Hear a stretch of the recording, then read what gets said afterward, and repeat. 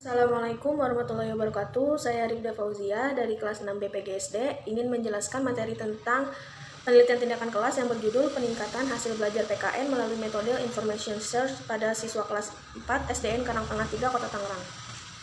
Nah, di sini ada latar belakang.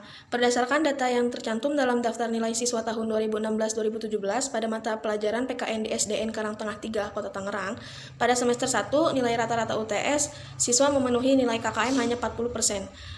Atau sekitar 16 siswa dari 40 siswa. KKM pada pelajaran PKN adalah 75.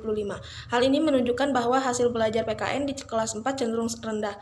Rendahnya hasil belajar PKN masih didominasi dengan menggunakan metode ceramah dan kegiatan lebih berpusat pada guru. Pembelajaran aktif tipe Information Search nampaknya merupakan jawaban atas rendahnya hasil belajar siswa. Metode Information Search adalah suatu metode pembelajaran yang menuntut siswa untuk aktif dalam mencari informasi sehingga mereka menemukan sendiri apa yang mereka pelajari dari berbagai sumber belajar. Sumber belajar dapat berupa dokumen, buku teks, artikel, atau informasi dari internet. Metode pembelajaran ini tidak hanya berpusat pada informasi yang disampaikan oleh guru, melainkan melibatkan keaktifan siswa di dalam kelas, yaitu berpusat pada aktivitas siswa dalam mengikuti pembelajaran. Pembelajaran ini diharapkan hasil belajar siswa akan meningkat. Oleh karena itu, pembelajaran di sini tidak hanya guru saja yang dituntut aktif, akan tetapi siswa juga agar mereka mampu menguasai materi yang telah diberikan. Karena pada proses keaktifan siswa lebih dominan, maka penulis akan mengadakan penelitian dengan berjudul Upaya Meningkatkan Hasil Belajar PKN tentang Globalisasi melalui penggunaan metode pembelajaran Information Search pada siswa kelas 4 SDN Karangtengah 3 Kota Tangerang. Di sini ada identifikasi masalah. Yang pertama itu ada pembelajaran masih berpusat pada guru sehingga membuat siswa menjadi pasif dalam kegiatan pembelajaran. Yang kedua, ada metode pembelajaran belum bervariasi karena kurangnya pemahaman guru terhadap penggunaan strategi pembelajaran aktif.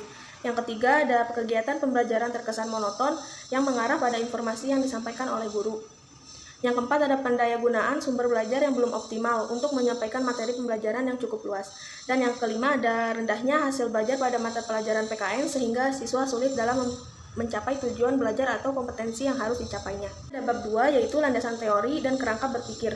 Yang A ada belajar. Belajar merupakan suatu proses perubahan tingkah laku yang terjadi melalui latihan atau pengalaman sebagai akibat dari interaksi antara stimulus dan respon, di mana perubahan itu dapat mengarah kepada tingkah laku yang lebih baik dan perubahan itu harus relatif menetap.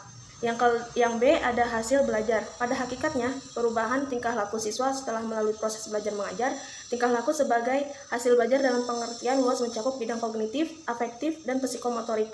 Penilaian dan pengukuran hasil belajar dilakukan dengan menggunakan tes hasil belajar, terutama hasil belajar kognitif yang berkenaan dengan penguasaan bahan ajar sesuai dengan tujuan pendidikan dan pengajarannya.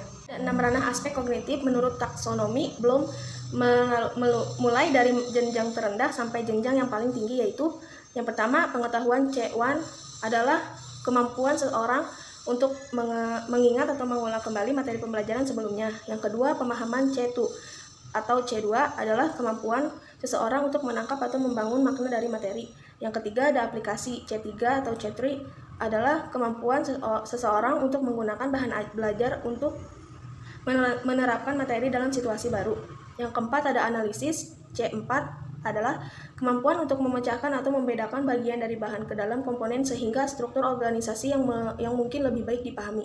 Yang kelima, ada evaluasi. C5 adalah kemampuan seseorang untuk menilai, memeriksa, dan bahkan kritik nilai bahan untuk tujuan tertentu. Yang keenam, ada sintesis. C6 adalah kemampuan untuk menempatkan bagian-bagian bersama-sama untuk membentuk unit baru atau kohoren. Ada beberapa jenis kegiatan ranah efektif sebagai hasil belajar menurut Sujana 2009 dari tingkat yang mendasar atau sederhana sampai tingkat yang kompleks.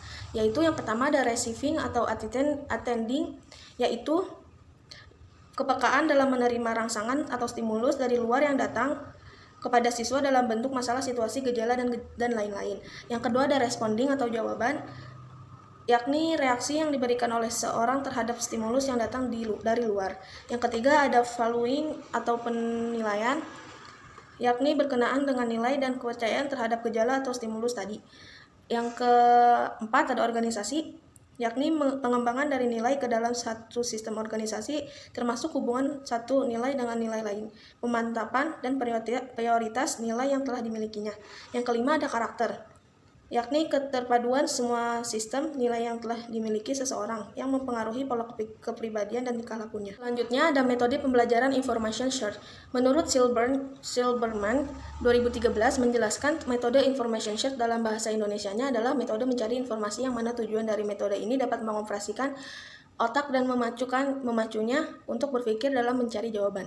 Adapun langkah-langkah metode information search menurut Zaini 2004 yaitu yang pertama kelompokan peserta didik ke dalam tim yang terdiri atas 3 atau 4 kelompok.